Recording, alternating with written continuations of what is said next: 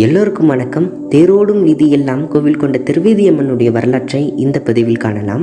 புஷ்கர் என்னும் இடத்தில் 10,000 ஆண்டுகள் கடும் தவம் இருந்து எவராலும் கொல்லப்படாத மற்றும் உலகையும் ஆட்சி செய்யும் வரத்தையும், பெண்ணால் தவிர பிற எவராலும் மரணம் நேரக்கூடாது என்ற வரத்தையும் பிரம்மதேவரிடமிருந்து பெற்றவர்கள் சும்ப மற்றும் நிசும்ப அரக்கர்கள். இவர்கள் தேவர்களின் தலைவனான இந்திரனை வென்று தேவலோகத்தையும், நாகர்களை வென்று பாதாள லோகத்தையும், மன்னர்களை வென்று முழு பூமியையும் கைப்பற்றி ஆண்டனர். முனிவர்களும் மற்றவர்களும் தவம் செய்ய அனுமதி இல்லை என்றும் மீறி தவம் செய்பவர்களை கொன்று குவித்தனர்.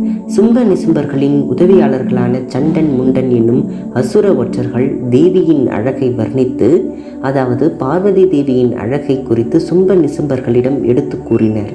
தேவியின் அழகை வர்ணிப்பிலேயே மழங்கிய சும்ப மற்றும் நிசும்ப அரக்கர்கள் தேவியை தம்மிடம் அழைத்து வர சுக்கிரவன் என்னும் அசுரனை அனுப்பி வைத்தனர். இந்த சுக்கிரவனின் அழைப்பை ஏற்க மறுத்த தேவியை வலுக்கட்டாயமாக தூக்கி வர சண்டன் மற்றும் முண்டன் என்னும் அசுரர்களை அனுப்பி வைத்தான் சும்பன் மற்றும் நிசும்ப அரக்கர்கள். சிங்க வாகனத்தில் அமர்ந்திருந்த தேவி சண்டன் முண்டர்களை தனது வாளால் கொன்று குவித்தாள். தங்களுக்கு பெண்களால் மட்டுமே மரணம் நேரிடும் என்ற வரத்தை முற்றிலும் மறந்த சும்ப நிசும்பர்கள் தேவியை நேரில் சென்று சந்தித்து போரிட முடிவு செய்தனர்.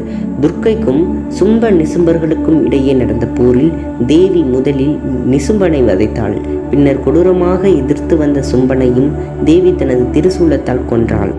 கடும் கோபத்தில் இருந்த தேவி தனது கோபம் தணிய தாரகாவனத்திற்கு சென்று தவம் செய்ய ஆரம்பித்தாள். தேவியின் உடல் மீது புற்றுமண் முழுவதும் மூடியது. காலங்கள் பல கடந்தன. தேவியின் உக்கிரமானது தணிந்தது. தான் புற்றாக இருக்கும் பொழுது தன்னை வலம் வந்து வணங்கிய நாகத்தை தனது தலையில் சூடிக்கொண்ட தேவி அங்கேயே புற்று அம்மனாகவும் திருவேதி அம்மனாகவும் அருள் பாலித்து வருகிறார். திருவேதி அம்மன் அல்லது திருவேதி அம்மன் என்று பல இடங்களில் கோவில் கொண்டு மக்களுக்கு அருள் பாலித்து வருகிறாள் இந்த தேவி.